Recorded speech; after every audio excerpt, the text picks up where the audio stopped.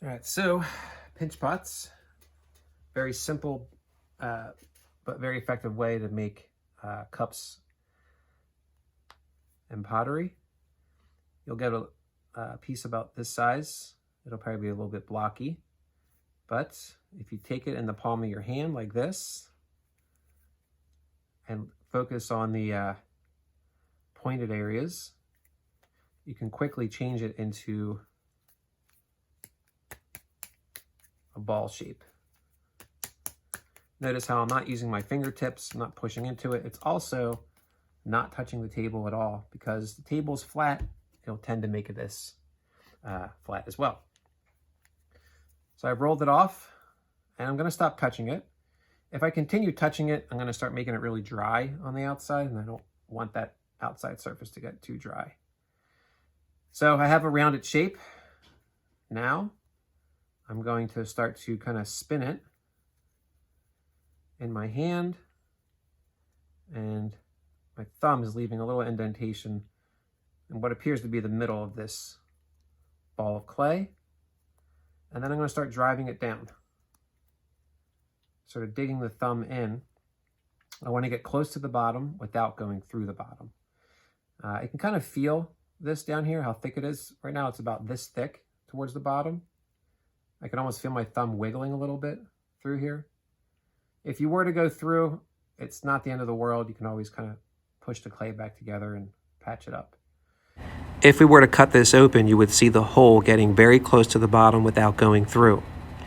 This one's really close to the bottom. It should be maybe a little tiny bit thicker than that. Now I have a hole in it. The next step is the pinching. So when you go to pinch with the clay, you want to do it evenly all over the place. What I see a lot of students do is focus right here on the very edge right away and open up the top edge. That will get very thin and cracky and start to fall apart. So you get more success if you kind of start down low first. So I'm going to reach down low and I'm pinching like this, pinching the clay between my fingers. And now it's opening up a little bit more. If we were to cut this open, you would see the bottom is slightly more open than the top, so my thumb can wiggle towards the bottom.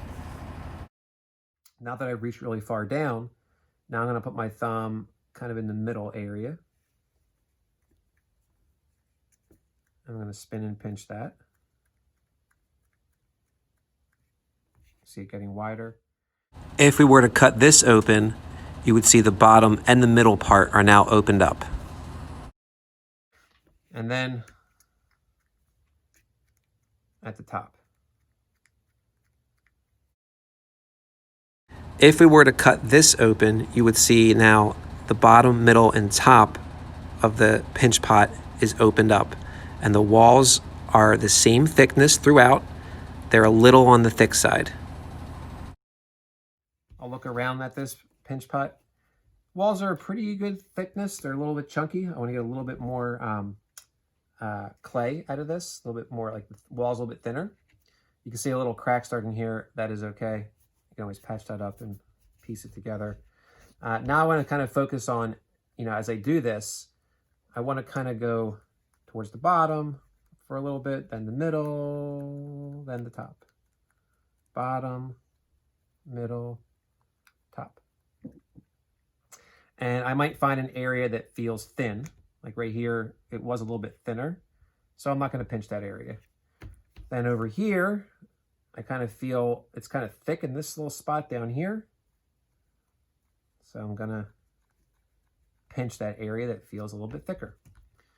You're just looking for consistency. The walls should be the same shape at the bottom as they are in the middle and at the top. So this is a pretty good size right now. I could go a little bit thinner for sure. Notice I really didn't kind of like pinch a lot at the top at all because it tends to get really thin and then kind of cracks and falls apart a little bit. I do the bottom, middle, and then right towards the top edge. So here's one pinched cup. If we were to cut this open, you would see the walls are just a little bit thinner, but not too thin, and they are about the same thickness at the top, middle, and bottom.